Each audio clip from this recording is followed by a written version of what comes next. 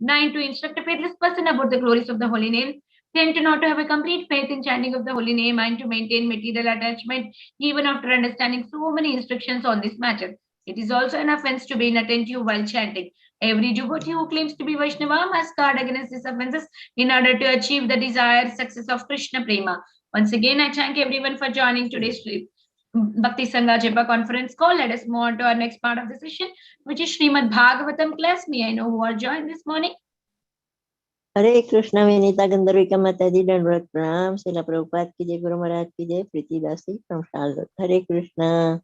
Hare Krishna, Preeti Mataji, Dandavat Pranam, all glories to Srila Prabhupada. Thank you so much, Mataji, for joining. Hare Krishna. Hare Krishna. Nice study, Mataji. Hare Krishna Mataji, Dandavat Pranam, Srila Prabhupada ki jai, Guru Maharaj ki jai. This is Arvind Das from Chicago. Hare Krishna. Hare Krishna, Arvindaksha Prabhuji, Dandavat Pranam, all glories to Srila Prabhupada. Thank you so much, Prabhuji, for joining and giving your association. Hare Krishna. Hare Krishna Mataji, please accept my humble obeisances. I'm Charana Lishmi from Malaysia. Hare Krishna, Charana Mataji, Dandavat Pranam, all glories to Srila Prabhupada. Thank you so much, Mataji, for joining and giving your association. This is the first time you are joining, Mataji? No, Mataji, previously I got joined. Okay, thank you so much, Mataji. Thank you very much, Mataji. Thank you very much. So much from joining all the way from Malaysia. Thank you. Hare Krishna. Hare Krishna, Vinita Gandharvika Mataji, Dandavat Pranam, all glories to Srila Prabhupada, all glories to Guru Maharajas, and all glories to the assembled devotees. This is Tiffany in Pennsylvania. Hare Krishna. Hare Krishna, Tiffany Mataji, Dandavat Pranam, all glories to Srila Prabhupada. Thank you so much, Mataji, for joining and giving your association. Hare Krishna. Hare Krishna Mataji, please accept my humble obeisances. All glories to Srila Prabhupada and Shri Guru and Shri Gauranga, and to all the assembled devotees here. This is Megha from Naperville. Hare Krishna. Hare Krishna, Megha Mataji, Dandavat Pranam, all glories to Srila Prabhupada. Thank you so much, Mataji, for joining regularly and giving your association. Hare Krishna. Hare Krishna. Hare Krishna Mataji, Dandavat Pranam. Please accept my humble obeisances. All glories to Srila Prabhupada and Shri Guru and Gauranga. All glories to the assembled devotees. Keshavanand from Chicago. Hare Krishna, Yeshumati Mataji, Dandavat Pranam, all glories to Srila Prabhupada. Thank you so much, Mataji, for joining early morning, mid-morning, and giving your sweet association. Hare Krishna. Hare Krishna. Hare Krishna, Untitled Mataji, please accept my humble obeisances. All glories to Srila Prabhupada, all glories to Guru Maharaj, and all glories to assembled devotees. This is Radha from Baltimore. Hare Krishna, Radha Mataji, Dandavat Pranam, all glories to Srila Prabhupada. Thank you so much, Mataji, for joining every day and giving your sweet association. Hare Krishna. Hare Krishna, Vinita Gandharvika Mataji, all glories to Srila Prabhupada and Guru Maharajis. My humble obeisances to you and all the devotees. This is Krishna Kumari Devidasi from Raleigh. Hare Krishna, Krishna Kumari Mataji, Dandavat Pranam, all glories to Srila Prabhupada. Thank you so much, Mataji, for joining and giving your association every day. Hare Krishna. Hare Krishna Mataji, Dandavat Pranam, all glories to Prabhupada, all glories to Guru Maharaj, all glories to assembled devotees. This is Mohini Lakshmi from Detroit. Hare Krishna, Mohini Lakshmi Mataji, Dandavat Pranam, all glories to Srila Prabhupada. Thank you so much, Mataji, for joining every day and giving your sweet association. Hare Krishna. Hare Krishna.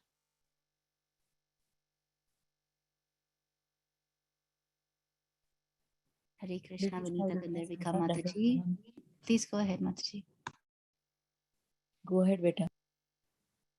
Hare Krishna, Vinita Gandharvika Mataji. Please accept my humble obeisances. All glories to Srila Prabhupada and all the assembled devotees. This is Induleka Karna Devi Dasi from Lincoln. Hare Krishna, Induleka Karuna Mataji, Dandavat Pranam, all glories to Srila Prabhupada. Thank you so much, Mataji, for joining and giving your association, and all glories to your wonderful services, Mataji. Hare Krishna.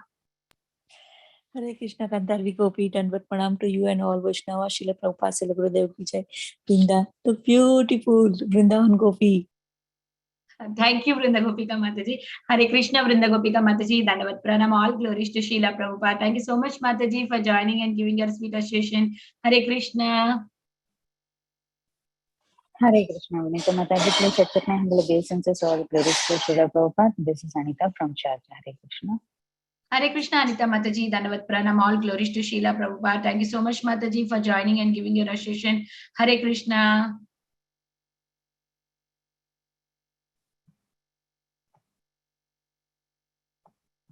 Hare Krishna. I welcome everybody to Bhakti Sangha Japa conference call. Today we are very fortunate to have His Grace Keshavanand Prabhu to enlighten us on the topic of Srimad Bhagavatam 5th canto 18th chapter verse number 3. Before I hand over the call to Prabhuji, I would like to request Mitra Vinda Mamtamayi Mataji to give brief introduction on Prabhuji. Hare Krishna Mataji, please accept my humble obeisances. All glories to Srila Prabhupada. Thank you so much Mataji for joining, and please take over Mataji. Hare Krishna. Thank you Mataji. Hare Krishna. Dandavat pranam to all devotees. All glories to Srila Prabhupada. I will read a brief introduction for Prabhuji and then the verse. Dr. Keshavanand Prabhuji was a professional doctor for many years, and he is now practicing monk. Since the last 20 years, he has been conducting extensive research, and he has authored books in the field of science and spirituality. He feels the rift between science and spirituality must disappear to bring peace in the world. If spirituality is a superstitious and myth, science is materialistic and atheistic. A new approach to life is needed today that can bring the best of both. Science must re-embrace spirituality and be humble to admit its defect, flaws, and ignorance. And spirituality must base itself on sound, scientific, and rational ideas. Dr. Keshavanand Prabhu has studied both Vedic and Western philosophy. Besides learning Sanskrit, he has also learned Bengali, Gujarati, Marathi, and Kannada to know about other traditions. His persistent endeavor in the field of science and spirituality has enabled Prabhuji to come up with seminars on diverse topics like science and Vedas, mind and machines, science fails to explain life, consciousness and beyond, etc. He has presented in various colleges in India, Europe, and America under the guidance of his spiritual master, His Holiness Bhakti Vikas Swami Maharaj. He has also started a Gurukul, a traditional system of Vedic education in Punjab, India, wherein children learn the ancient Vedic culture and values. Besides this, Prabhuji has started a farm community, and the community has a traditional way of living with mud huts and thatched roofs, with cows, and of course, farming. The community is going to set a model for the world to show how a life based on principles of simple living and high thinking. Thank you so much, Mataji. And now we would like to read verse. Aho vichitram bhagavad visheshtitam gnanam jano ayam hi meshan na pashyati dhyayan na sadyar hi vikarma sevitum nirhatya putram pitaram jivitshati. Okay. Translation by His Divine Grace A.C. Bhaktivedanta Swami Srila Prabhupada. Alas, how wonderful it is that the foolish materialist does not heed the great danger of impending death. He knows that death will surely come, yet he is nevertheless callous and neglectful. If his father dies, he wants to enjoy his father's property. And if his son dies, he wants to enjoy his son's possession as well. In either case, he heedlessly tries to enjoy material happiness with the acquired money. Purport, Srila Prabhupada ki jai. Material happiness means to have good facilities for eating, sleeping, sexual intercourse, and defense. Within this world, the materialistic person lives only for these four principles of sense gratification, not caring for the impending danger of death. After his father's death, his son tries to inherit his money and use it for sense gratification. Similarly, one whose son dies tries to enjoy the possession of his son. Sometimes the father of that son even enjoys his son's widow. Materialistic person behave in this way.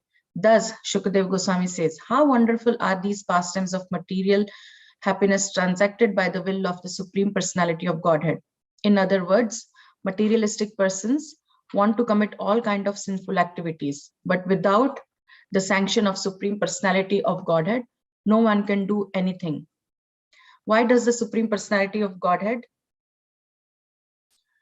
permit sinful activities? The Supreme Lord does not want any living being to act sinfully, and he begs him through his good conscience to refrain from sin. But when someone insists upon acting sinfully, the Lord gives him the sanction to act at his own risk. Matha smritir jnanam apohanam cha. No one can do anything without the sanction of the Lord. But he is so kind that when the conditioned soul persists in doing something, the Lord permits the individual soul to act as it at his own risk. According to Srila Vishwanath Chakravarti Thakur, sun always outlived their father in other planetary system and other lands in this universe, especially on Swargaloka. However, on this planet Earth, a son often dies before his father, and materialistic father is pleased to enjoy the possession of his son. Neither the father nor the son can see the reality that both of them are awaiting death. When death comes, however, all their plans for material enjoyment are finished. Thank you, Mataji. We would like to welcome His Grace Keshavanand Prabhuji for the class. Prabhuji. Yes, Hare Krishna. Hare Krishna, Prabhuji. Dandavat pranam.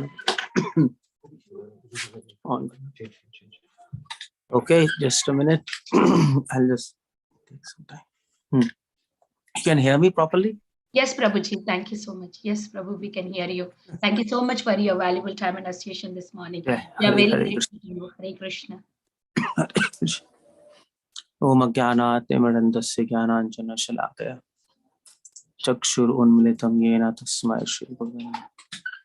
Nama Om Vishnu Padaya Krishna Pristhaya Bhutale Srimate Bhakti Vedanta Swaminiti Namane. Namaste Saraswati Devi Gauravani Pracharani Nirvishesh Shunyavadi Paschati. पता नहीं क्यों बनाना है, देख लो वैसे तो Zoom class. So ये भी बनाया है क्या? तो फिर भगवान को ऑफर्ड है ना. ओके, जय हरे Krishna.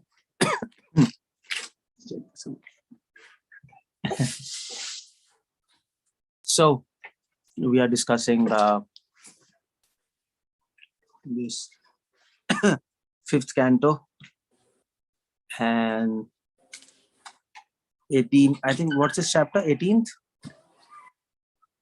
Yes, Prabhuji. 18th chapter and 3rd verse. Okay.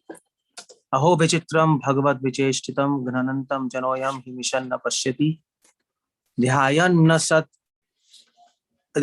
na asadyarhi vikarma sevitum nirhiritya putram pitram jiji vishati.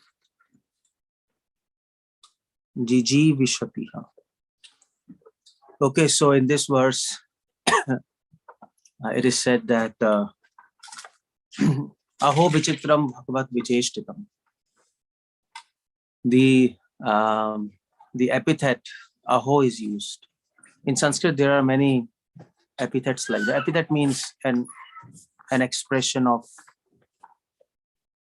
either pain or wonder or surprise.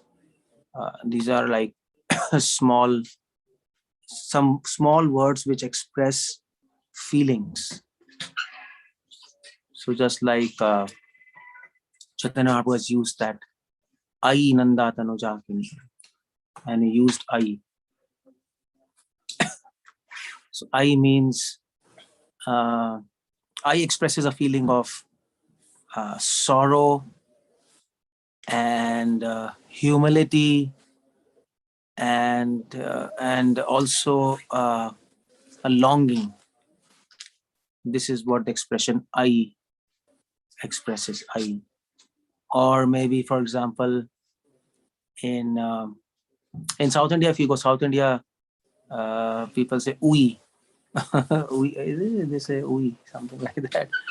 If say something, huh? Ayyo, yeah, they say ayyo. Yeah, ayyo, yeah. If something happens, if something bad, suddenly something happens, they say ayyo. So that's also an expression. Now, this is another expression where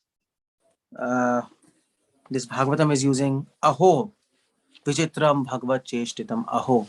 Srila Prabhupada translates aho as alas.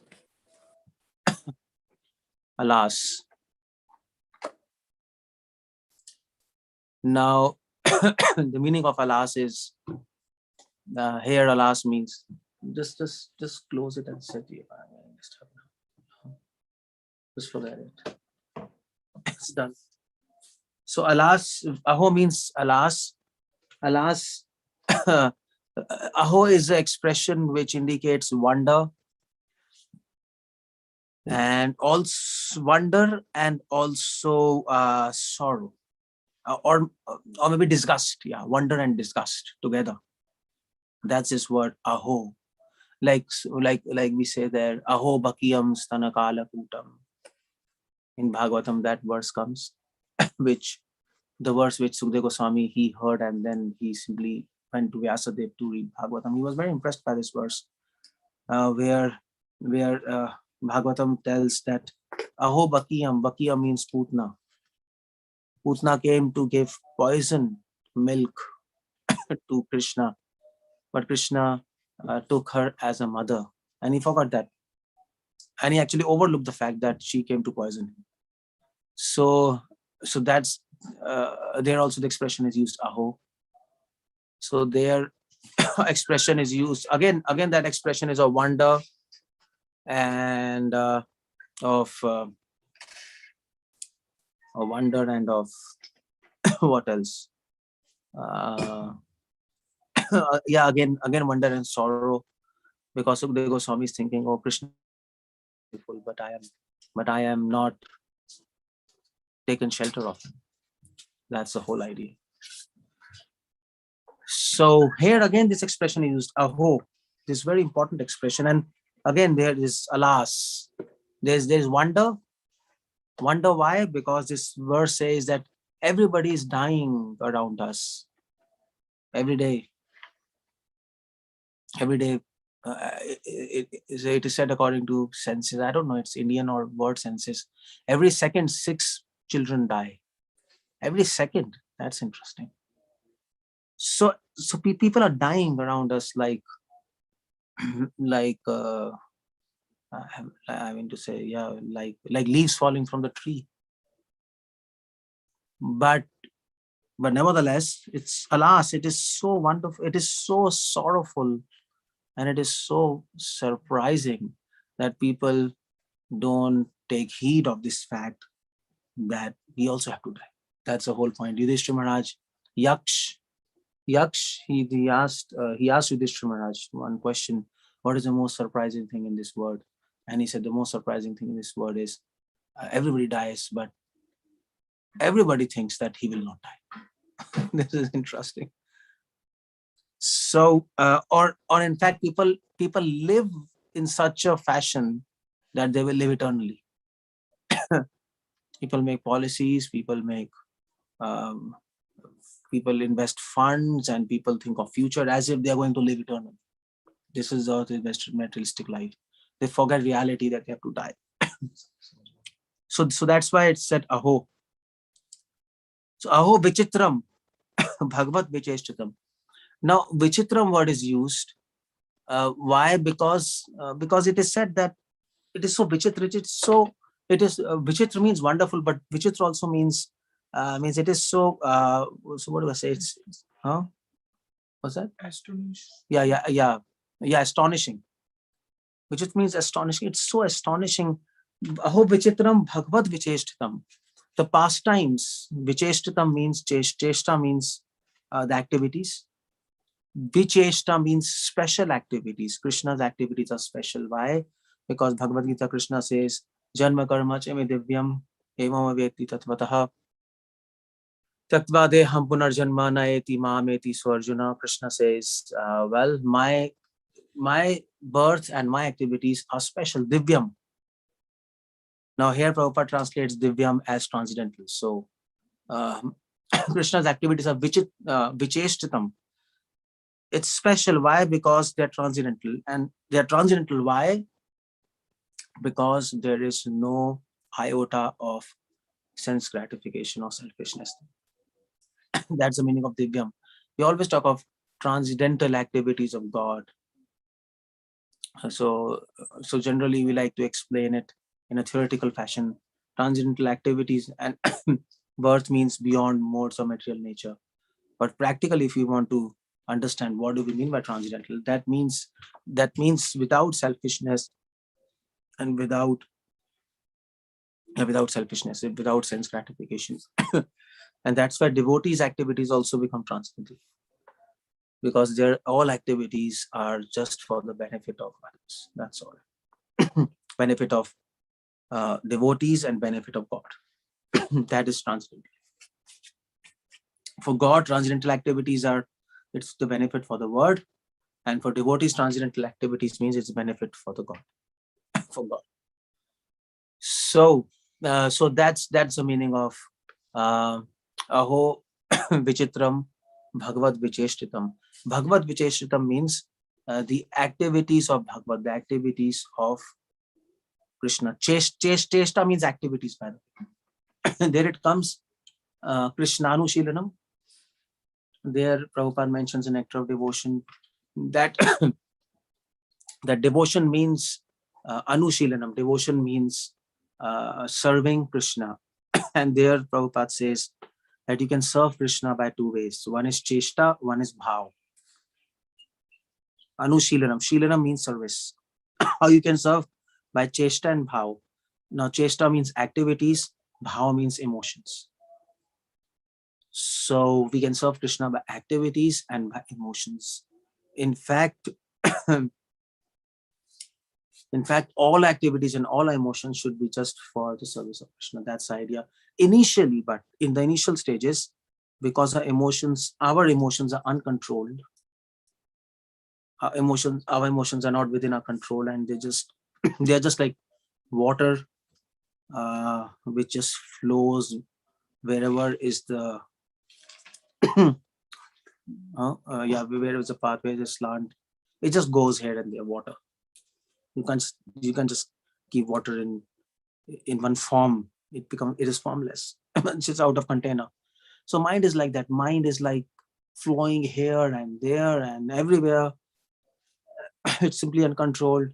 So Krishna says, okay, if you can't serve me by emotions, at least start serving me by actions. This is called Cheshta. So that's why Prabhupada says in sadhana bhakti has two parts: Cheshta Rupi Bhakti, Bhav Rupi Bhakti. We start with Cheshta Rupi Bhakti. We engage our actions in Krishna service. But the aim is to engage bhava, emotions, in the service of Lord. That's the aim.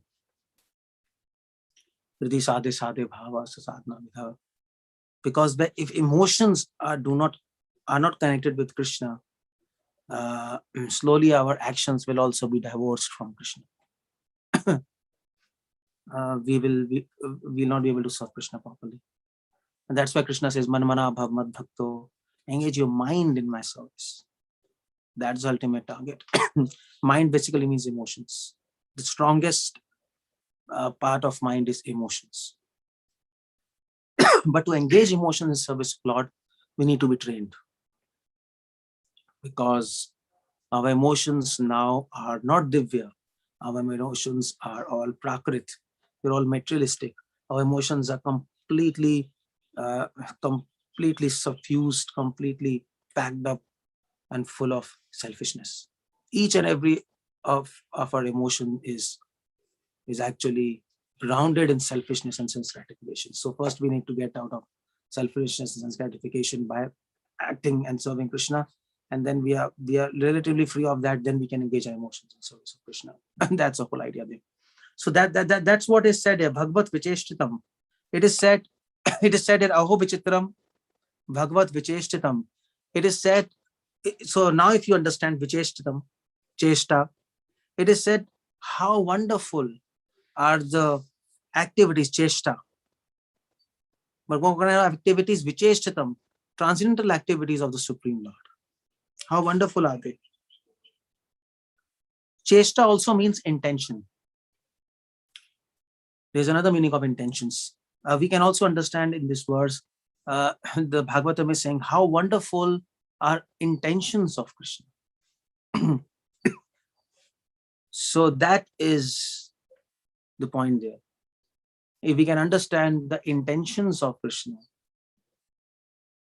and his devotees, especially Srimati Radharani, who is a best devotee of Krishna, Prabhupada says.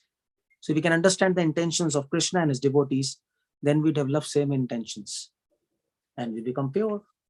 That's the whole idea there. Aho vichitram bhagavad vicheshtritam. That's why the adjective vichitram is used. How wonderful are the activities and the intentions of Krishna. Why? Because bhava aushadhi, because they are the medicine for a material disease of lust and anger. And then they act as a medicine. Why they act as a medicine?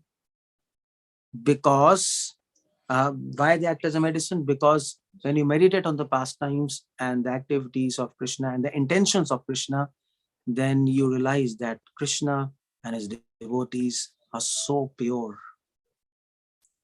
That his talking, his walking, his seeing, his everything is completely devoid of selfishness. Completely devoid. His playing with gopis is also completely devoid of sense gratification. That's another mystery.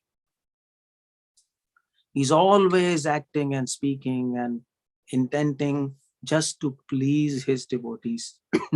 and when you read these pastimes, this understanding of the pastimes of God, that purifies us. Only see, so many other people also read pastimes, so many in India, so many people have kathas and they speak pastimes, but nobody becomes pure. Why? Because sometimes you take medicine. These pastimes are like medicine, but if you take medicine and if it is not absorbed in our system, it doesn't work. Right? It has to get absorbed. Otherwise, it will just go out in the stool. So we can take the medicine of pastimes of Krishna, but it has to get absorbed in our system, in our soul. And how will it get absorbed? It will get absorbed only when we have service attitude or the understanding that in pastimes of Krishna is just service. There's no selfishness. Krishna is serving his devotees, devotees are serving Krishna. And then we become pure. But if we simply read pastimes of Krishna and we don't keep this fact in our mind, and if we can't see what is happening there, we simply see Krishna is dancing with gopis, Krishna is playing with friends. That's so nice. But that's not the point. The point is Janma Karma Chemi Divyam. You have to see the Divya part in the pastimes. You have to see Krishna is playing with his friends. What is he doing there? Is he simply playing like boys? No. He's trying to please his devotees through playing. Is he simply dancing with gopis? No. He's trying to please his devotees through dancing. That's the whole idea. He doesn't want even an iota of happiness through those activities, because he himself is full of happiness. He wants to share his happiness. He wants to give his happiness to devotees. These kind of thoughts are very purifying.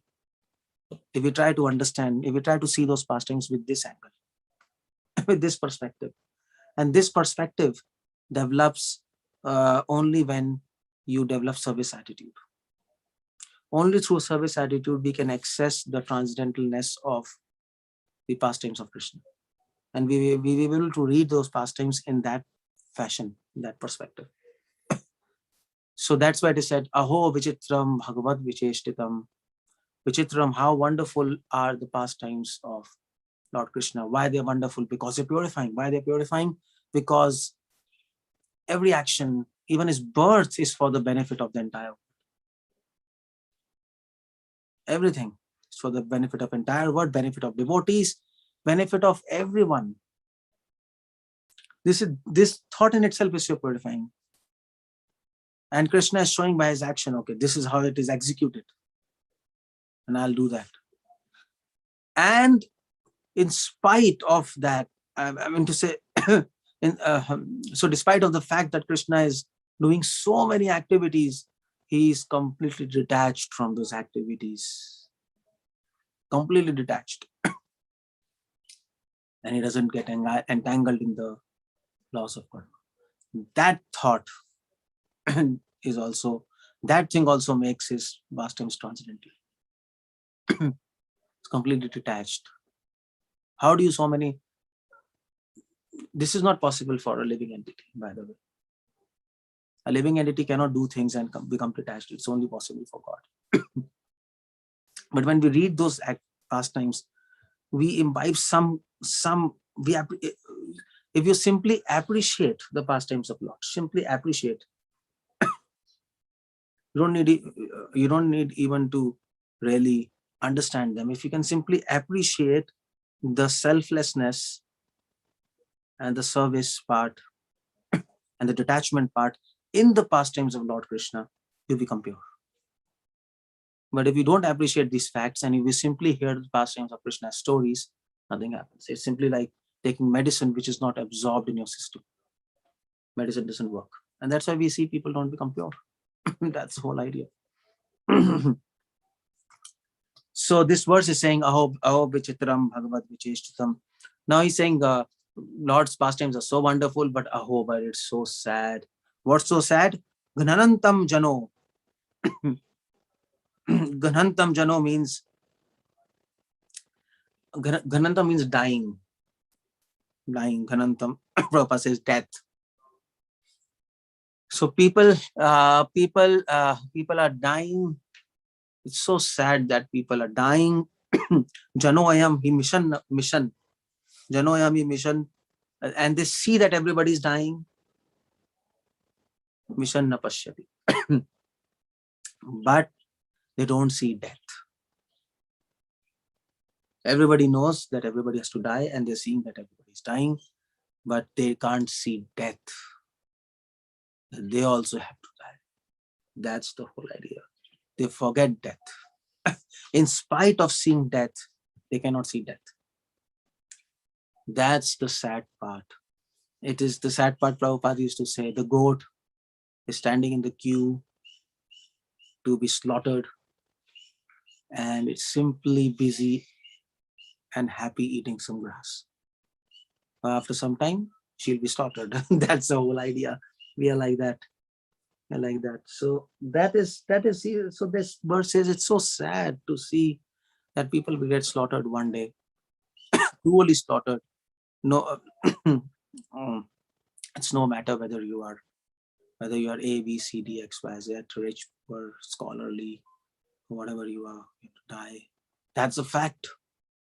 That's a prudent fact. That is a harsh reality. But you have to remember it. This death is designed by God to make us humble. It is designed by God to make us humble. Krishna could have made us immortal, but no. To make us humble, to develop detachment from this material world, to actually help us get attracted to Him, to get attracted to eternity, where there is no death. That's why He made, there's a purpose for death. So people forget all these things. These people are like that. And what they're thinking, instead of this fact, instead of Krishna's pastimes are so beautiful, anybody who reads his pastimes, Prabhupada writes in the purport that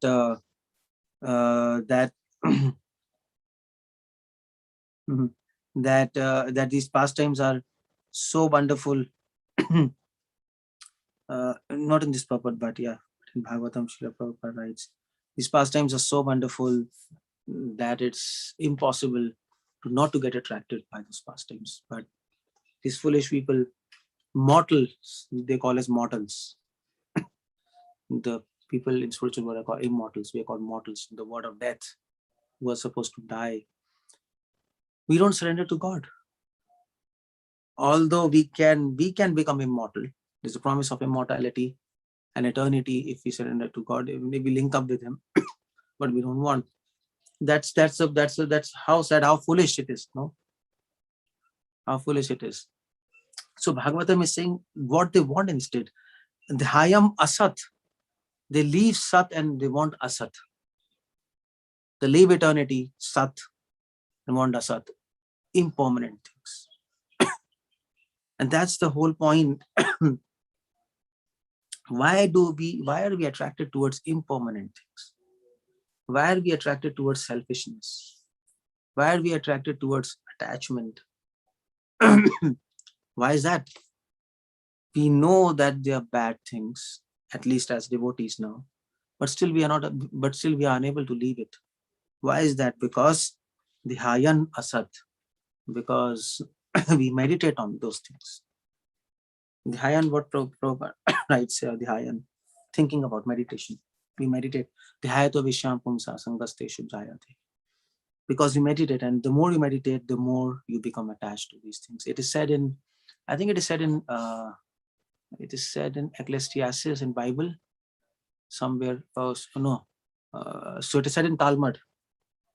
In Jewish religious texts, it is said that don't walk in the way of temptations, because you will not be able to walk away. Don't put yourself on the way of temptations, because you will not be able to walk away. That's the whole idea. The idea is, if you meditate on things of this material world, you're bound to become attached. You can't say, I'll meditate and I'll not become attached. That's not possible. It's not possible. So the Haya and Asat, because we are meditating on impermanent things, we become attached to impermanent things. If we meditate on permanent things, we become attached. The nature of soul is to become attached. That's the idea which Bhaktivinoda Thakur, he actually raises this point in, I think, Tattva Vivek or some book. He says that the nature of soul is to attract, just like the nature of magnet is to attract. It might be this iron or that iron, it doesn't matter. So similarly, nature of soul is to attract. If we place ourselves in evil things, we'll become attracted to evil. If we place ourselves to pious things, we'll become attracted to pious things. So that's the point there. So we have to decide. It's not that we will place ourselves among evil things, among bad things, and will not get attracted. That's not, that we can't do as living entities. God can do that, but we can't do, and neither we should do an experiment like that. So it all boils down to where you place yourself. Dhyan, that's the whole point. Dhyan means where you place yourself. So why these people are not attracted towards so wonderful pastimes of God? God's pastimes are so attractive, so wonderful. But why we are not attracted? Why? So it's almost like saying, why, my dear sir, why you're not attracted towards females? There's just some problem. Are you important? It's almost like saying that our soul has become important. That's the idea. A potent soul will get attracted towards God. Our soul has become important. They're not getting attracted towards God. Why? Because Dhyana Asat. Because we are meditating on evil. Asat also means evil. Asat means lies. Asat means temporary. Sat means light and good. Sat means truth. Sat means permanent things. So we choose evil, and that's why we become evil. If you choose evil, you become evil. If you choose good, you become good. That's the rule. So, but the whole problem is, you might question, why do we choose evil? That's the whole question there. Well, we choose evil because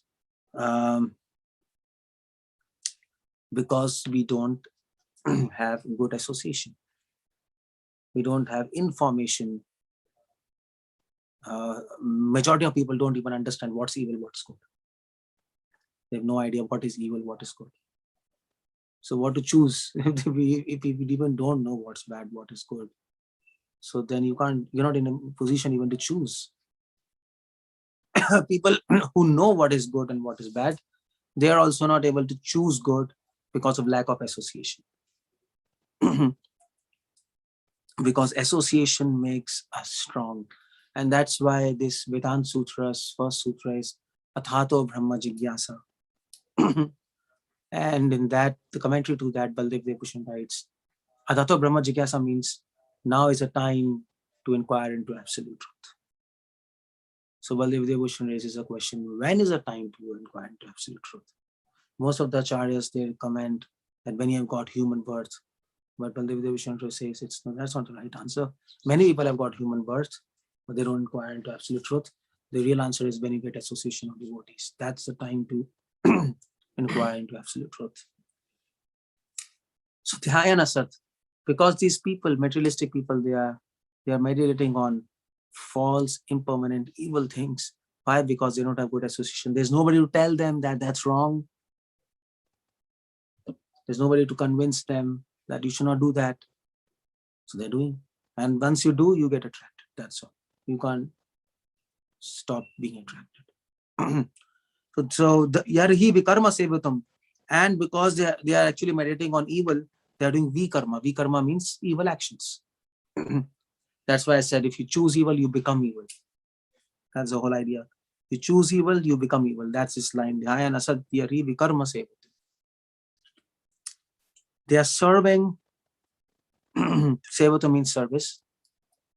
Here Prabhupada writes to enjoy, because serving, this material word, means to enjoy. So they are serving bad master. They are serving evil because they are thinking about evil. That's the whole idea.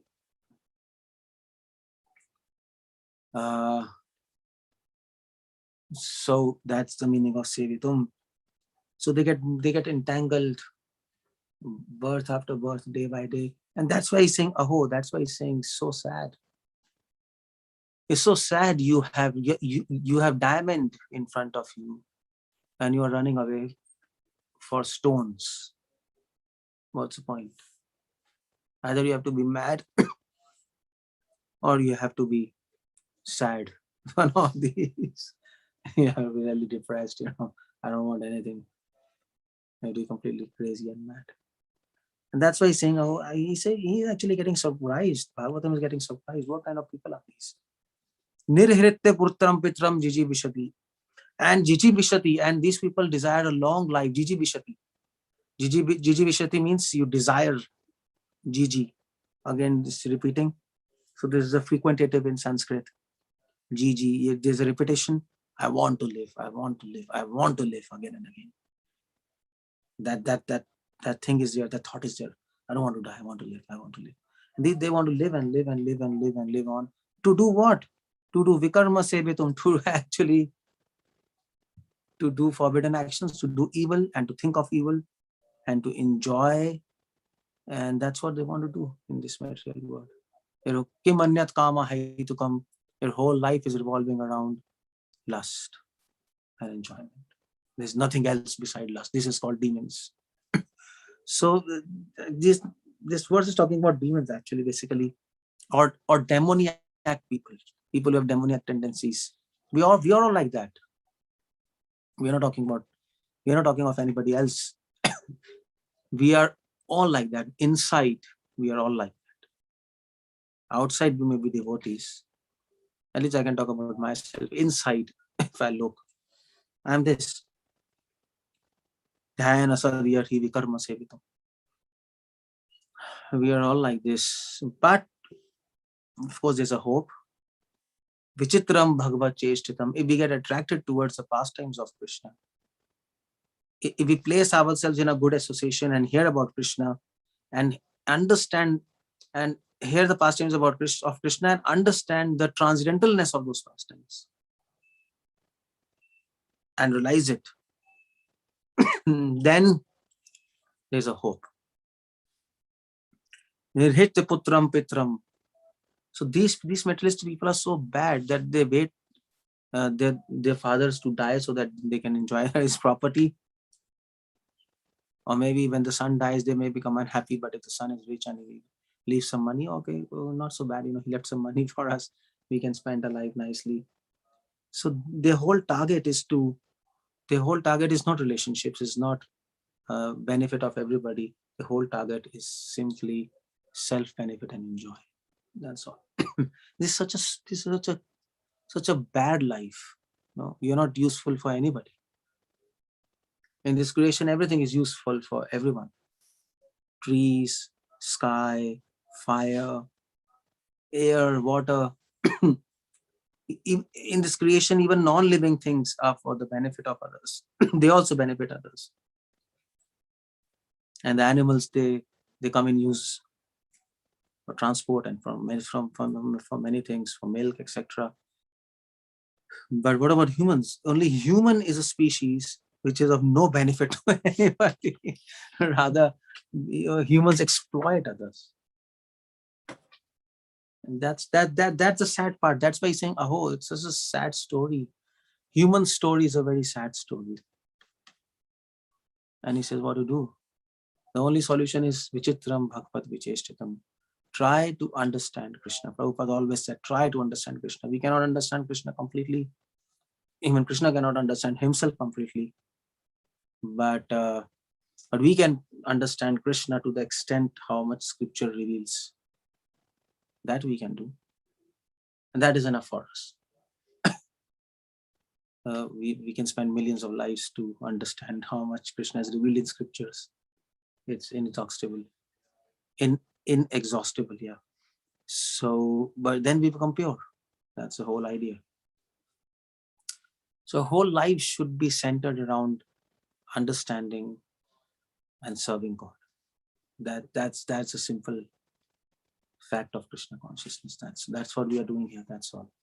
We're trying to understand and serve God with the aim to develop emotions for Him, pure emotions, so that we can serve Him by emotions and actions and thoughts.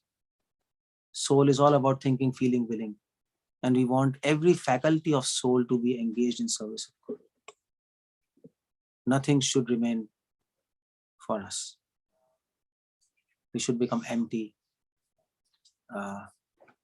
and give everything to God, to Krishna. Our thinking, our feeling, our willing. And this is what is consciousness. Consciousness is thinking, feeling, willing. Prabhupada said. So that is what Krishna consciousness gave. Krishna says, give your consciousness to me.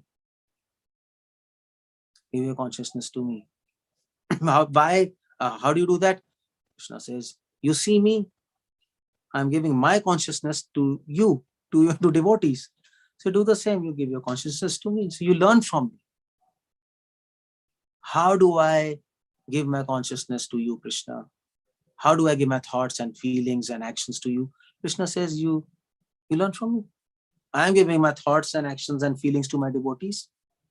You read my pastimes and you hear from my devotees, and you will see every action and thought and feelings I'm simply doing for the pleasure of my devotees. So once we read Krishna's pastimes, we understand how to do this. We understand that. And when we understand, then we can apply it in our life. Then we can also start doing for Krishna and his devotees. Same thing. What he's doing for us, we can do for him. So there was a saint in Christianity, I forgot his name. Saint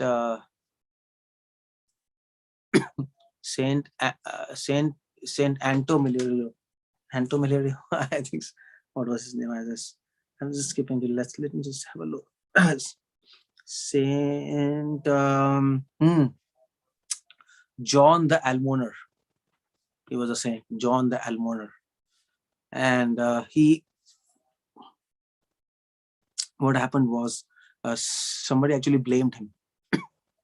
He was a saint, so people are envious. So somebody blamed him something wrong, and he had to really, so he really had a tough time. And people were blaming, and he was suffering because of that. So then he went to Christ and he said, Christ, why this is happening to me? I didn't do anything wrong, but I'm blamed and people are blaming me and I'm suffering mental torture and I'm like, so many people. So Christ said, what did I do to be crucified? And he just kept shut. Christ, he was crucified, he was beaten, he was scourged. for nothing. So then John the Almighty said, "Oh, at least I'm not, nobody's questioning me." So he understood that. So we learn everything from God. Krishna comes here in this material world as God and also as his own devotee, Lord Chaitanya Mahaprabhu, to teach us what is service. Because we couldn't learn from Krishna, so he had to come as a devotee to teach us. Okay, fine. I'll teach you how to learn from Krishna. That's Chaitanya Mahaprabhu was also always discussing Krishna's pastime, am I right?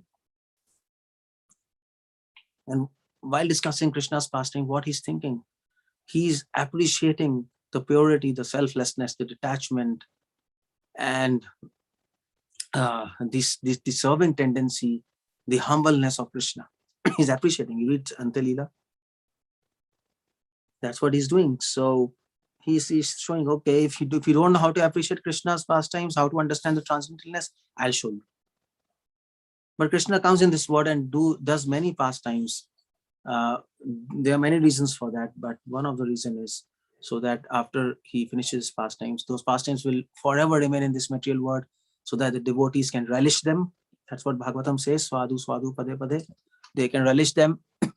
And that relishing means they can understand the thoughts, the feelings, and the actions of Krishna. And they can appreciate them. That those thoughts and feelings are very different from our feelings and our thoughts and our actions. And how they are different.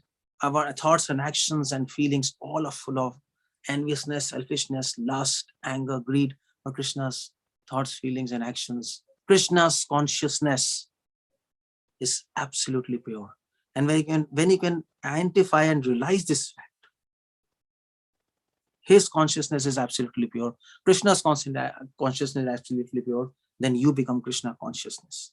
When you become Krishna conscious, you become conscious of Krishna. That's the whole idea. So when you become conscious of Krishna, then your own consciousness becomes pure. That's the whole idea there.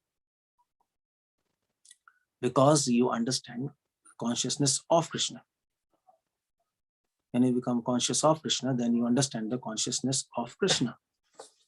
And when that happens, then you become pure, because he's pure. If you think of purity, you become pure. If you think of evil, you become evil. That's the whole idea. Because he's absolute pure, there is no evil, you also become pure. That's simple logic there. So this is what is all about this verse. I think I'll stop here. Anybody wants to ask anything, we can ask. Hare Krishna, Srila Prabhupada ki jai. Hare Krishna. Hare Krishna. Yeah. Dandavat Pranam.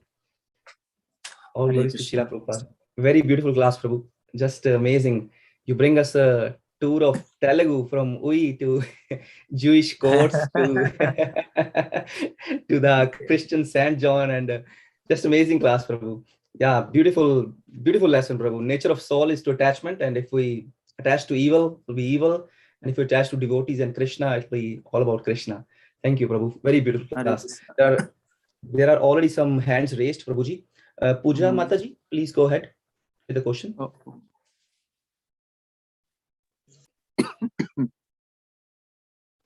You can ask somebody else if she's not there. I think she must be unmuted. There you go. Hare Krishna Gurudev. Dandavat Pranam. My question is that sometime cause of past karmas or our anarthas, we couldn't do advanced in Krishna consciousness. Though we indulge in thinking, useless thinking and useless activities because related to this toolkit, this material body. So my question is what to do in this critical condition, though we already doing chanting, listening lectures. Well, abhyasana tu konte viragana. Abhyasana tu konte viragana cha dushkritam. You have to practice again and again. We'll fall down, but we have to rise again and again. We shouldn't lose patience, shouldn't lose enthusiasm. Patience is a test of devotion. Enthusiasm is not a test of devotion. You should keep in mind, Utsaha, Nishchay, Dhairya, patience. That's a test of devotion, because enthusiasm, even a new devotee can have enthusiasm, but patience needs time. You need to spend time. And why do we need patience in devotion? Because of this fact that our progress will be slow, and again we'll be tempted towards this material world and this body, and there'll be many tests. We'll fail, but we have to keep on going. And that's what makes Krishna happy. That's what Yes. makes Krishna happy. The fact that in spite of these temptations, we want to serve Krishna, that makes him happy. Our struggle to serve him, our fight against these temptations and against his flesh makes Krishna very happy, because we are fighting for him. We're resisting these temptations for him. We might fall down sometimes due to weakness, but no problem. We'll get up and serve Krishna. What else is there to do? And we will try our best and pray to him. The point is, pray to him. Pray to him, and the doors of what's it said? Pray to God, and the doors of heaven will be open. So you just pray, and don't expect immediate results. That's also not right. Yes, That of if course. we pray, immediate results will come. No, we have to wait. We have to become deserving. We have to be like a beggar. A beggar asks something. So please give me some rupees. People will not give. But if he's persistent, so some beggars, they come, they just stick around you. Give me money, give me money, give me money. And finally you say, come on, take some money, go away like that. So you have to stick to God. Give me, please, help me. And then God says, okay, fine. Like Gurudev, in my case, just one question I want to ask here, that I used to take food, not prasadam all the time. So whenever I take the food now, I feel guilt that this is not prasadam. I shouldn't take this. But until unless there is no option, so I have to take. Okay. If there's no option, then no problem. If there's no circumstance, sometimes if you're taking willfully, if there's option and still you're taking, then that's sinful. But if there's absolutely no option, and in your case, then no problem. As you said, na, that we doesn't offer any prepared food or biscuits, and you see, the point is, if you have no option, then there's no problem. That's the point. Okay. Hare Krishna. Yes. Hare Krishna. Dandavat Pranam. Anuradha Mataji, please go ahead. Yes, thank you, Raj Prabhu. Thank you, Keshavanand Prabhu, for the wonderful class. Prabhu, my question is, like you had mentioned during the class, that only Krishna can be detached from his activities and no living entity can. But when we see our acharyas, when we hear about Srila Prabhupada, his activities, he was so detached from his activities, Prabhu. Not talking about myself, but talking about the pure devotees. So how do we understand that, Prabhu? Who's detached? Prabhu, you Prabhupada? mentioned that. No, yes, Prabhu. Wasn't he detached from his activities, though he built so many temples? He wasn't attached to those temples. So that's what I was saying. His senses has become transcendental, although he is in this material world, and that's the meaning of transcendental senses. I was saying it is not possible for living entities who are conditioned, but people, living entities who has become transcendental, who have become God-like, not God, but God-like. For them, it's possible by the grace of God. Otherwise, see, in itself, for living entity, it's impossible. But if a soul is graced by God, then that can happen. Okay, Prabhu, yeah, I got it. I got confused there. Thank you so much, Prabhu. Dandavat Pranam. Hare Krishna, Prabhuji. Prabhuji, actually, today I was reading a transcription page of chapter 16 of Gita. So Prabhupada was saying that if you desire for yourself, that is calm. But if you desire for Krishna, that is prem. But Prabhuji, how is it possible? We have to plan for our future, our career. So we can't. I found it. It Yeah, quite if you impossible. the point is, if you desire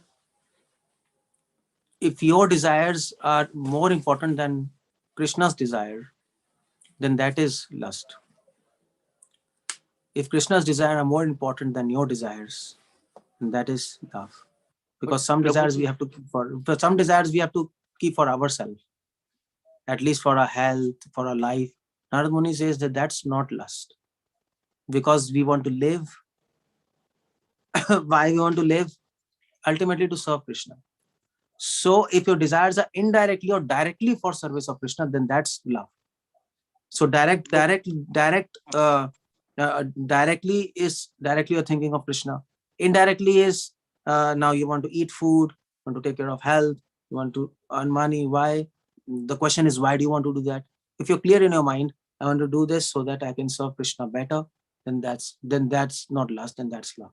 But if you say no, I want to remain healthy so that I can make girlfriends, or I want to do career, and I want to earn money because my parents expect, so I should do that.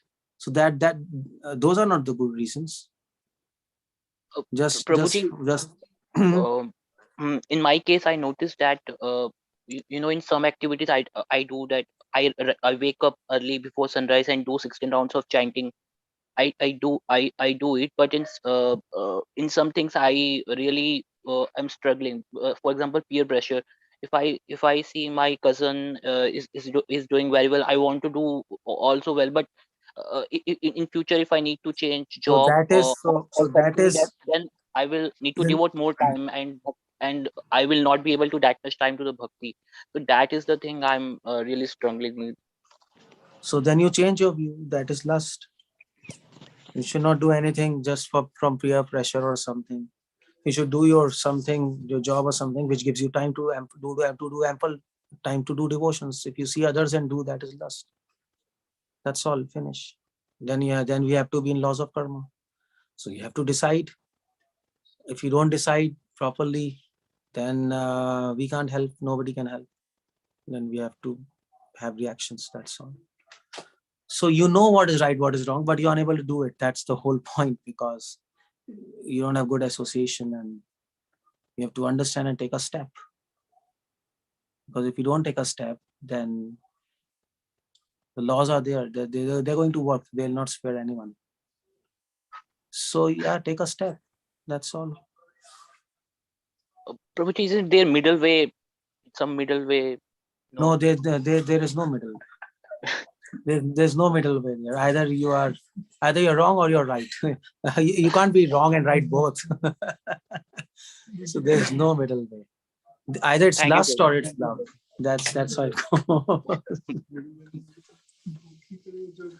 you, Prabhu. Thank you, Himanshu Prabhu. Prabhuji, there are lots of questions in chat box from Jyoti Mataji. There are 3 questions. So first question she's asking, Hare Krishna, Prabhuji, Dandavat Pranam. You said while listening, reading pastimes, we have to see and realize about Krishna thoughts, emotions, willings. So is there any levels of seeing and levels of realization? Well, there are levels of realizations, because pure devotees, they have different levels. Madhyamadikari, they read at different levels. So it depends. It depends how advanced your soul is.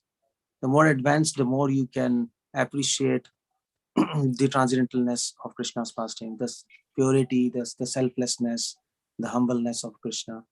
And the less advanced you are, the less you are able to appreciate. So there are levels of appreciation, which depends on the level of the advancement of the soul itself. And the second question she's asking is, Mataji is asking, also in this second way, other than chanting to get pure, is there any second way other than chanting to get pure? Or purifying happens by reading pastime? Is it so? That's the only way. There's no other way. Hare Nam, Hare Nam, Hare Nam. Okay. Mahaprabhu taught that. So no other way. Awesome. Very true, Prabhu. Hare Nam Kevalam. And another question from Jyoti Mataji is, we are living in a material world. So we see all material things. Everything is material. Then how can we improve our meditation and divert to spiritual things? Well, association of devotees. That's the whole point. We are surrounded by material atmosphere. We are actually living in material atmosphere. It's like we are living in the ocean, but we are supposed to keep dry. That's the proposal. That's what Gita says. But now how you do that? You go in the ocean and you remain dry. That's impossible. It seems impossible, but it is possible with the association of devotees. They can help us do this miracle. So by Krishna's grace and devotees association can happen. Very true, Prabhu. Yes, you explained the nature of soul is attachment. So if we don't attach to Krishna, we will just attach to the material world. Very nice, Prabhu. Thank you, Prabhu. There is a question from Bhaktsola Gomati Mataji. Pranam Prabhuji. How to develop service attitude? Please explain. Develop service attitude. The most important thing to develop service attitude is to first thing is, just I told in the lecture, if we read pastimes of Krishna, we can learn from Krishna how to serve. That is very important. That's the whole point I was trying to explain. Transcendentalness of Krishna. Krishna comes and does pastimes to help us. What do you mean by service? So Krishna is dancing with gopis. What he's doing? He's enjoying? No, he's serving gopis. That's the whole idea there.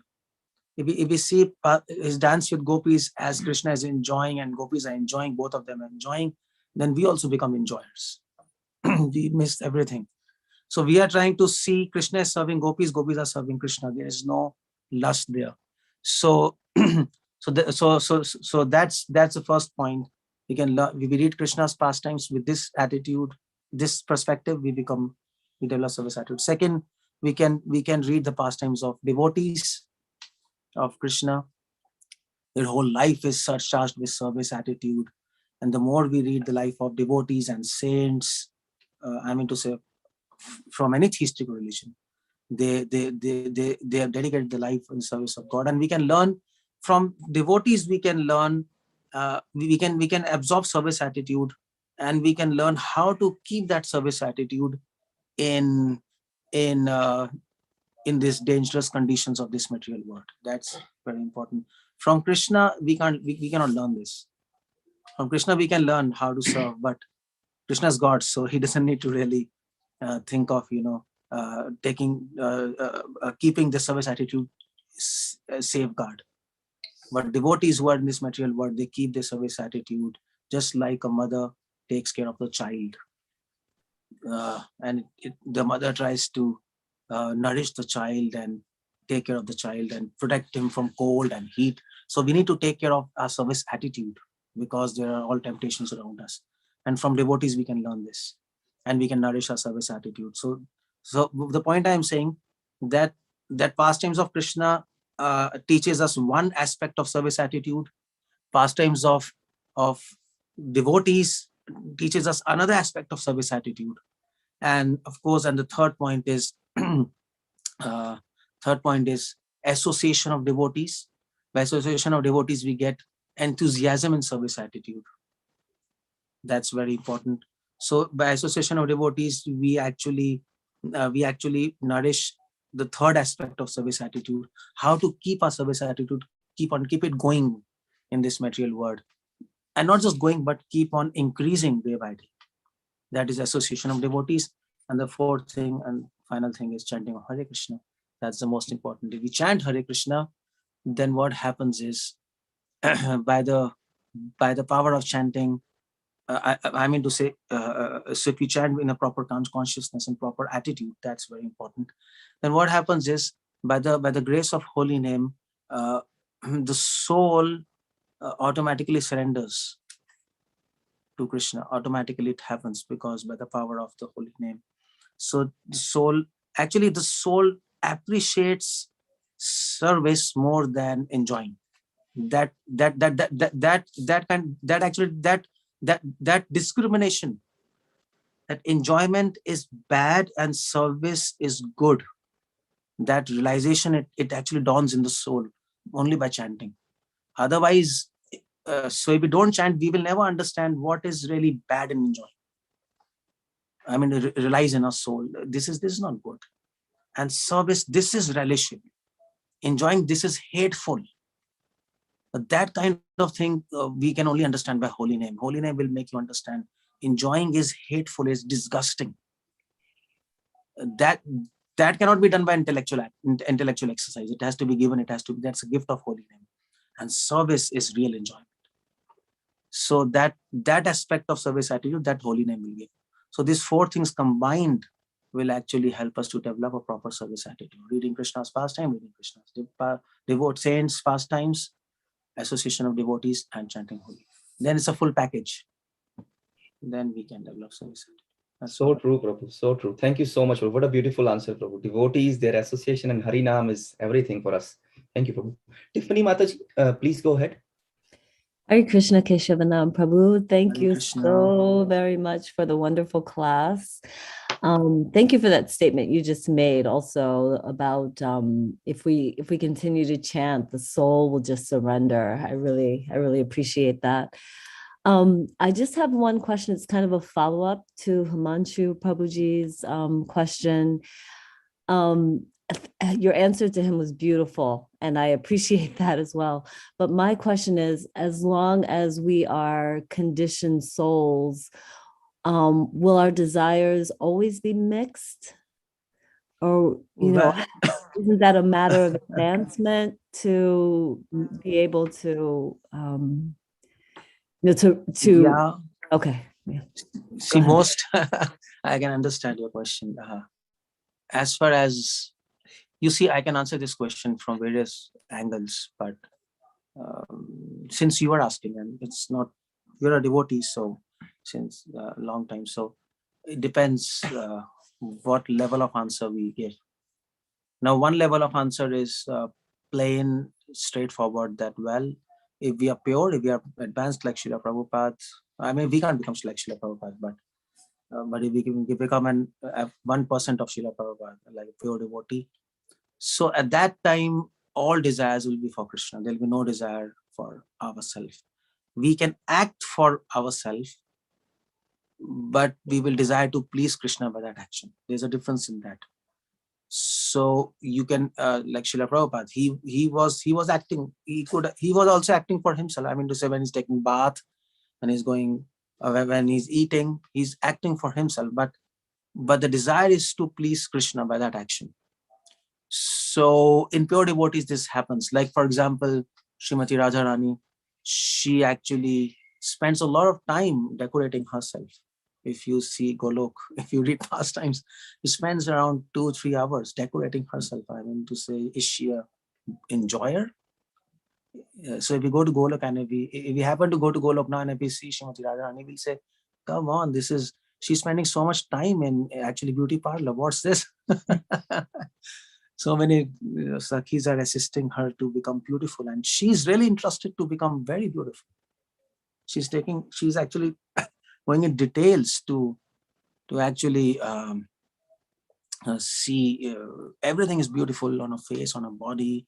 Every inch of her body is extremely beautiful, and she's doing that. So she's acting for herself, but the desire is to please Krishna. The intention is to please Krishna, and that's the subtle difference. So, so at the highest level of pure devotion, there is no desire except pleasing Krishna. Although actions might be for Krishna or for ourselves, but really the intentions and the desires for Krishna at that level. But at our level, who are sadhakas, who are advancing, most of us, we will have mixed desires. It will be desire for pleasing ourselves, desire for pleasing Krishna. But at the same time, Srila Prabhupada mentions in his book, quoting that that verse, Api chet suduracharo bhajte mamanannibha sadhureva samantamya. So Krishna says, I accept those devotees as sadhu, as pure devotees, who, although api chet suduracharo, although they are doing very sinful actions in the eyes of God, is to actually please yourself. I mean to say, for us, extremely sinful actions might be murder or wine or like this, but those actions are not actually, they are sinful, but they are actually demoniac actions. As a devotee, we don't even think of doing a murder. So if you see this verse properly, and if you take this verse to a higher level, Krishna says, even if you do the worst of actions, what is the worst of action for a devotee? The worst of action for a devotee is to actually please himself. That's what gives a devotee the greatest misery and the greatest sorrow. I am pleasing myself and not Krishna, because this kind of this kind of desire to please oneself, that is completely opposed to devotion and love, because love means only to please your lover, that is Krishna. So this is completely antithetical. Antithetical to devotion, opposed to devotion. So, but Krishna says, Bhajte Mam Ananya Bhag. Krishna says, yes, I know in the stage of practice, you might have some desires. You will have desires to please yourself. But Bhajte Mam Ananya Bhag. But if your goal is pure, but if your goal is that I don't want to please myself, if that kind of understanding had dawned upon you, and if your goal is, I want to become a pure devotee, I want to only please Krishna, I don't want this, I'm helplessly acting like this, but I don't want it. That thing is there. Krishna says you're a pure devotee. So if your goal is to become pure, then we might have desires for pleasing ourselves, but then Krishna clearly neglects that, because Krishna says, Krishna says very soon he'll become pure. He's on the path of becoming pure, and very soon he'll become pure. So I take him as a pure devotee. And that's why Srila Prabhupada said our ISKCON is full of pure devotees. Now, at the time of Prabhupada, these were all hippies having 4, 5, 6, 7 years of devotion. What happens in 6, 7 years of devotion? We know nothing great as far as purification of consciousness is there. It takes time. We all know that. But Prabhupada says they're all pure devotees. And Gaudiya Math and all these devotees, they were saying, oh, Prabhupada is written wrong. They're all pure devotees. Who says they're pure devotees? They're like hippies fighting. They don't understand anything. But Prabhupada speaks what Krishna is saying. If your goal is pure, you're a pure devotee. You might have some impure thoughts in your mind. You might have some impure desires, but no problem. If you want to get free of them, and if you want to become pure, you're pure. That's the whole idea. So that's the point there. Our desires might be mixed, but if we want to get free of those mixture, of those mixed desires, and if we want our desires to become unalloyed, like pure devotees, then we are pure devotee in the eyes of Krishna, and we'll soon come to that standard. And that's the point I was telling. There's no third way. There are only two ways. Either you please Krishna or you please yourself. As far as we are concerned, we are in a habit of pleasing ourselves, but we don't want to please ourselves. That's the difference. So that habit will go and we will become pure. If we are in that habit. Haribol, that was beautiful. Thank you so much. Yes, that if we have the goal to overcome our desires and please Krishna. I love that. Thank you so much, Prabhu, for your answer. That was wonderful. Thank you. Hare Krishna.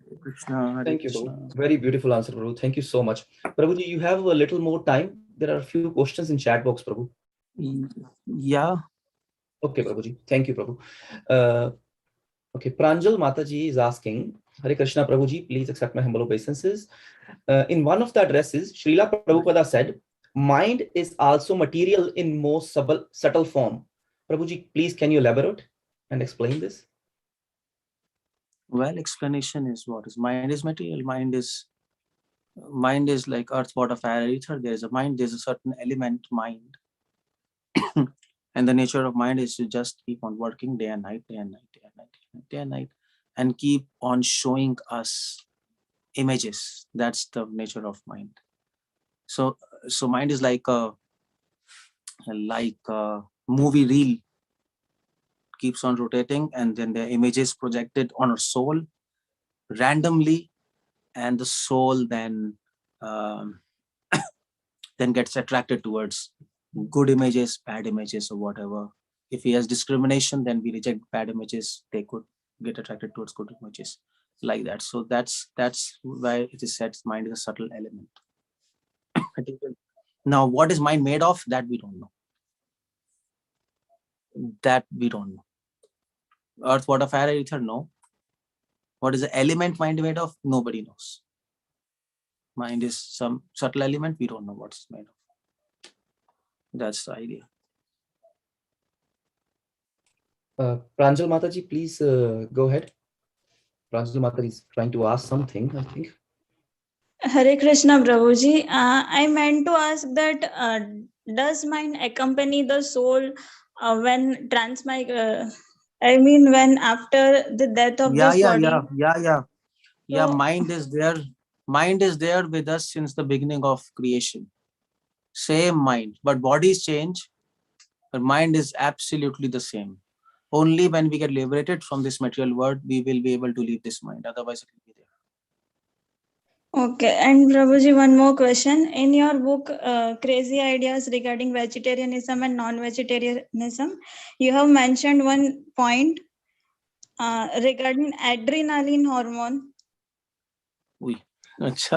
So But I don't know I just want to know, if someone else asks me this point, what should I answer? That adrenaline hormone is a peptide hormone, basically a mind, which gets degraded at high temperatures. So does it have any effect?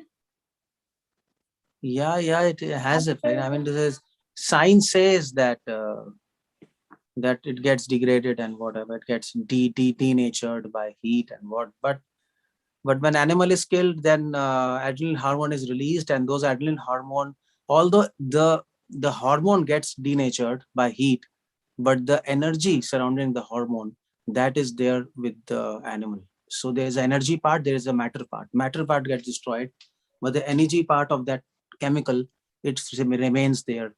Now modern science don't understand these facts, but Ayurveda, it says this. So that's the difference there. and that is why when we eat meat, we get the energy of those bad chemicals. Although it might get destroyed by heating. So that's why it's bad to eat. We get the bad effect of anger and violence, because the hormones, the energy of those hormones are balanced and like that. Hare Krishna, Prabhu.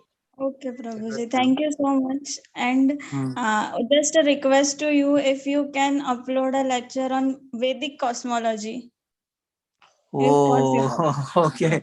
That's very difficult. Okay, anyway, I'll try. Okay, thank you so much, Prabhuji. Danvat pranam. Vivek Prabhu, please go ahead. Yes, Prabhu. Hare Krishna, Prabhu. Dandat pranam. Hare Krishna. Prabhuji, I was having this doubt from long time, like whether Jiva falls from Vaikuntha or like we were just forget existing. this doubt. Forget it. So actually I've given a lecture on this in Hindi, YouTube. Okay. So you actually visit my website and see that lecture. Okay. It's a very complex question, but I have tried to handle that. Yeah, see that. That will be good. Okay, bro. And also another, like there is this JK Yoga. They also seem to be practicing both about Krishna, and they also emphasize some. So it's a society, Divine Life Society in US. I think it's their teachings are similar, but they seem to be misleading people. Do you have any idea about it, Prabhu? They seem to be emphasis on Rup Dhyan. Yeah, I know Divine Life Society. They are actually so they are actually practicing Yog Mishrit Bhakti type. Okay. Not that one, Prabhu. International Society for Divine Love or something, I think. I don't know then what they say. I have to see. Okay. But whatever they will say, that's like crap, you know. Mostly. They seem to follow some Kripalu Maharaj something. Acha. Nityananda, yes. Yeah. But they seem to be very much misleading people in the name of Krishna and Chaitanya Mahaprabhu. You see? Yeah. Fine. Now I understand. They're all Sahijas, that's all. Okay. Thank you, Prabhu. Hare Krishna. Thank you, Prabhuji. Prabhuji, there are two more questions in chat box. If you allow me, I can go ahead. Yeah, quick. Yeah. First is from Shivani Mataji. Hare Krishna, Prabhuji, Dandavat Pranam. Sometime we start judging Varishth Vaishnavas. How to get rid of that? as sometimes their philosophy is different, maybe their core philosophy is the same. How can we understand at our level? Well, judging Vaishnavas means what? I can't understand this point, because I mean to say we are learning philosophy to understand what is right, what is wrong. So what is wrong, that is wrong. What is right, that is right. So it's not that Vaishnavas, we have to close our eyes and we don't have to see anything. Whatever wrong is happening, that's not the idea there. Of course, one thing is that if I mean to say unnecessary judgment is not good. If you are doing your devotion and if you don't have to do anything with that devotee, and if you can't even help him, or if you can't even help others by quoting about that devotee, then what's the point of actually talking about that? So that is known as judging. But if you are within the community of devotees and then you are seeing this devotee is not good, I should not associate, then that's okay. You have to see, who you have to associate or not associate. They might be senior or junior, it doesn't matter, because even if you become senior, you're not free of illusion. I mean to say, illusion has not exempted you that you become senior. Anything can happen to anybody at any time. So that devotee might be falling at that time, then you want to associate with him. So you have to keep your eyes open, but the whole idea is you should keep your discrimination alive, but you should not judge. Judging means unnecessarily discriminating. That's judging unnecessarily. You don't have to do anything with that devotee. You don't have to take association. You can't help him. He's just somewhere else in the part of the globe and you are talking. Then what's the point? That is called judging. So that's the difference between discrimination and judging. So that we have to understand very clearly. Thank you, Prabhu. Very beautiful. Yes, Prabhu. Shri Hari Radha Mataji, please go ahead.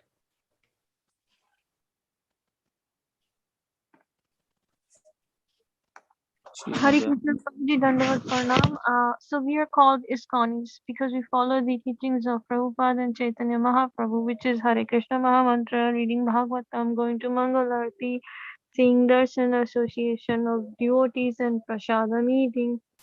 So all these activities we have to accept and we have to follow and we have to do, because that's what's going to make us satisfied and that's what's going to make us happy. In doing so, if someone is like always chanting, we are supposed to chant 16 rounds or 32 rounds of Hare Krishna Mahamantra, but after finishing our 16 rounds or 32 rounds every day, and the whole day we have to work, so we are working, but at the same time we're just chanting Radhe 24 hours. Like, is that sahajiya? Of course, that's all sahajiya, because even after chanting so much rounds, we can't even understand what Prabhupada wants from us. Chanting rounds also means to understand what our parampara and our teachers and our masters want from us.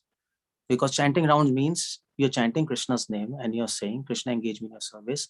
So if we want to be engaged in service of Krishna, we have to understand what he wants and what his servants want. So what's the point of chanting if we can't even if we are not even interested to understand what he and his devotees want and then act accordingly? Then chanting is bogus, and this is called sahajiya. So that is all sahajiya. It's like just work in ISKCON and while following the ISKCON rules and regulation, if the mind automatically is chanting Radha Radha Radha after our chanting is finished, and we are like in the temple hall, we are cleaning the temple hall, we are doing other stuff, and we are chanting Radha in our mind, so that's sahajiya. That is, you see the point. You see one point, I'll tell you. Mind automatically. Mind is chanting Radha Radha. That I can understand your point. That might be okay. That's not bad. I'm not saying mind is chanting Radha and remembering Radha. It's very nice. But at the same point, at the same time, see, you have to understand that Bhakti Siddhanta Saraswati is always used to say that mind remembering Radha, that's a very elevated platform. Because mind remembering Krishna, that is already very elevated platform. I mean to say, Srimati Radharani, she herself says in so Kavi Kanpur Das, he writes a verse about what Srimati Radharani is saying, and she's saying she's saying, I'm so unfortunate that Krishna is so difficult to achieve. He's so far from my life. And then she says, to add to this problem, my mind cannot even remember Krishna. In spite of the fact he's so difficult to attain, still my mind is not ready to remember him. And that's a big problem. And to add to this problem, my mind is not able, so my mind is not ready to remember Krishna. And add to this problem is my mind is completely full of lust. And add to this problem that I find the instructions of Guru and scriptures very hard and very harsh. So my mind doesn't want to even follow that. So, and add to this problem is I have a desire to attain Krishna, but there's no, but as far as I see myself and these problems, it's impossible to attain. So this is a completely unfortunate situation. This is what Radha is thinking. And you see the mood of Radharani, this is called humility. So a humble person will always say that it is so difficult to remember Radha. My mind is not remembering Radha. My mind is remembering lust and anger and this and that. I'm so fallen. That's how a pure devotee is going to think. Pure devotee will not think that actually my mind is always remembering Radha whenever we are doing this service. That is called sahajya. That's the whole point. So my whole point is not that. My whole point is that while working during the whole day, you spend your morning at 4 a.m. till the night at 9 or 10 a.m.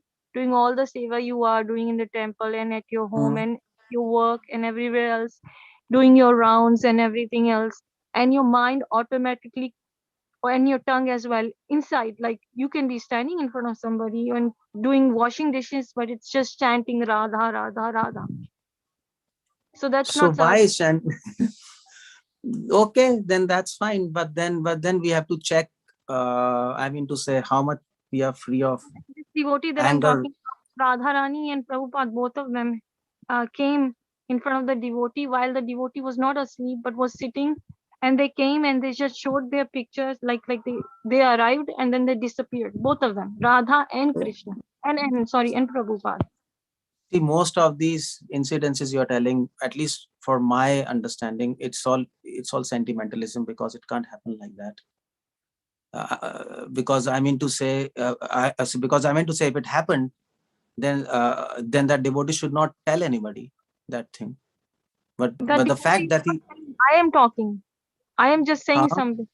The devotee is not telling anybody. I'm talking. I'm saying that if something like this happens to a devotee, that's all sentimental and sadis. Of course, yeah, of course. I mean to say, because this can't happen to a devotee. I mean to say, if this happens to a devotee, then first of all, he will not tell anybody.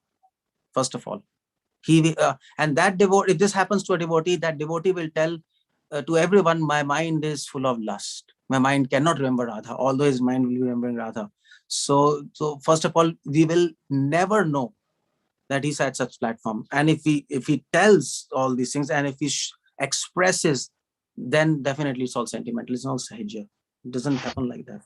Thank you, Prabhuji. Hare Krishna, Dandavat Pranam. Hare Krishna. Prabhuji, there is one last question from Charan Sevani Mataji, all the way from Malaysia. She's asking, Hare Krishna Prabhuji, most of the time, my feet and palms get cold whenever I try to ask questions regarding Krishna consciousness. Because of that, I couldn't able to get my answers, and my heart beats increased. So, solution, Prabhuji. What's this? Prabhuji, she must have heard the introduction very well, that Prabhuji is a doctor too. So, question is regarding both things. Solution. What should I say? First, we have to diagnose a problem. I can't even diagnose it. This is a new kind of problem. When you want to ask question, your hands become cold. That means you are getting a fear when you want to ask question, because these are all symptoms of fear and anxiety. So we are very anxious and fearful to ask questions. And why we are becoming fearful and anxious? Because we are thinking we might be wrong.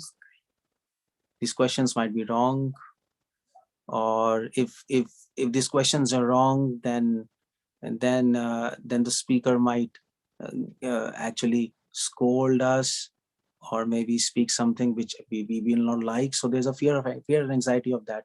So the overcoming this is simple. If you accept the fact, okay, no problem, I'll ask questions. I might be wrong. My question might be stupid. That's okay. But no question is stupid. Every question has a value to that person who's asking, because that's important to him. The answers might be simple, but no problem, because no answer is simple. The answer which is important to your life, that is valuable to you, it might be simple to others. So don't think of others. We are hands and legs, all these we become fearful and anxious because we are thinking of ourselves and we are thinking of others. What will others think? I will look stupid and this, that, and that. No, don't think about all these things. Just, when you ask questions, just think, will Krishna will be pleased? Krishna will be very pleased if I ask this question, no matter what kind of answer will be there. Because asking Krishna conscious questions makes Krishna very pleased. Just think about that. I'm asking this question for the pleasure of Krishna. And then nothing will happen. Thank you so much, Prabhu. What a beautiful class, Prabhu. Thank you for your services and for your time. There are more thanks to you from Jyoti Mataji, Pooja Mataji, Tiffany Mataji, and Anita Mataji from Srimani Mataji in the chat box. So thank you so much, Prabhu. Dear devotees, let's pay our obeisances to Prabhuji. It's already very late. Vancha kalapataru vaishyacha kripa sindhuvevacha patitanam pavanebhyo vaishnavebhyo namo namah. Granth Srimad Bhagavatam Srila Prabhupada ji. Hare Krishna, Prabhuji. Thank you so much, Prabhuji. Very beautiful answers. Very beautiful class. Very straightforward answers, Prabhuji. Thank you so much. Krishna, Shyam Gauri Mataji. Thank you, Prabhuji. Hare Krishna. Thank you, Prabhuji, for such a beautiful class. Very grateful. Hare Krishna. Hare Krishna. Nanda Prabhuji ki jai. Thank you, everyone. Dear devotees joining for today's Srimad Bhagavatam class. Very grateful. Please join us every day. And closing the call for today. Hari Bol.